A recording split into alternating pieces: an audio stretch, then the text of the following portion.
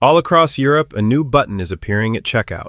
Not pay by card, but pay by bank. It looks like just another payment option, but it's actually signaling a major shift in global finance. This simple change is quietly reducing the dominance of American payment giants like Visa and Mastercard, and it's happening faster than most people realize. In countries like the Netherlands, systems like Ideal already handle over 70% of online payments. In Sweden, most adults use Swish, and in Spain, Bizum processes millions of transactions daily. These are not small apps or side options. They are becoming the default way people pay. What makes these systems powerful is that they are direct bank-to-bank payment methods. There is no card network in the middle, no extra processing layers, and no unnecessary fees. Money moves instantly from a customer's bank account to a merchant's account. This is known as A2A, or account-to-account payments, but in reality, it represents something much bigger: financial independence disguised as convenience. The scale of this shift is massive.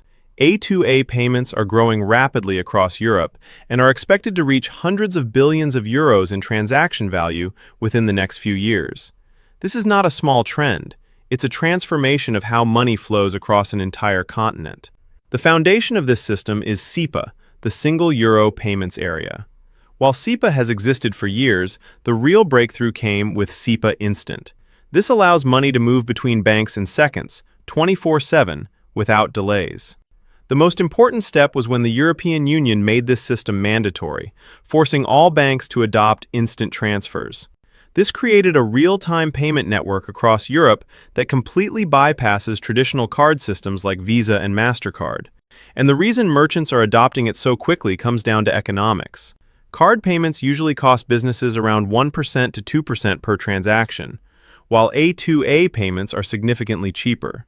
Because of this, merchants are actively encouraging customers to choose pay by bank. They offer discounts, rewards, and faster checkout experiences. For the customer, the process feels just as simple: one tap in a banking app. But behind the scenes, the entire transaction avoids American payment networks. Europe also solved another major issue: fragmentation. In the past, each country had its own payment system, which limited cross-border usage. But now, a new platform called Wero is working to unify these systems. Backed by major European banks, Wero aims to connect multiple countries into a single payment network. As more countries integrate into Wero, Europe is moving toward a unified, continent-wide payment system that operates independently of U.S. companies. At the same time, fintech companies are expanding, merging, and building platforms that connect millions of users across borders. Everything is aligning: technology, regulation, and market incentives. The strategy behind this shift is very deliberate. Europe didn't ban American payment companies, which could have caused trade conflicts. Instead, it built a system that is simply better, faster, cheaper, and more efficient. This makes it extremely difficult for card networks to compete. Visa and Mastercard cannot easily lower their fees enough to match A2A systems.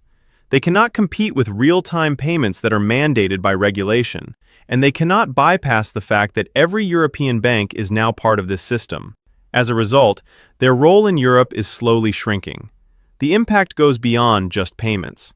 When transactions happen within European systems, the data stays in Europe, and the money flows through European banks. This reduces the influence of American financial institutions and limits their access to valuable transaction data. This is not just about convenience, it's about control of financial infrastructure, because the systems that move money also control economic power. And when a region gains control over its own payment networks, it gains more independence in the global financial system.